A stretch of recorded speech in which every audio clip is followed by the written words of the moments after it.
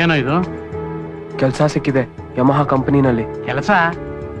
ಓಹೋ, ಯಮಹಾ ಕಂಪನಿಯಲ್ಲಿ. ಮೆಕ್ಯಾನಿಕ?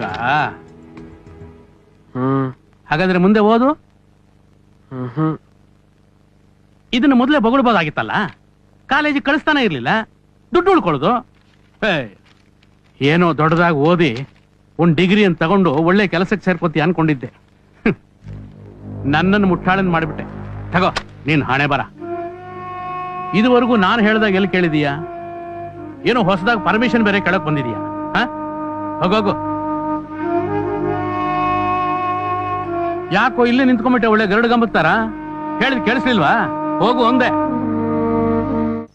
ನೀವ್ ಸ್ವಲ್ಪ ನಗ್ನಗ್ತಾ ಮಾತಾಡ್ಬೋದಿತ್ತಲ್ಲ.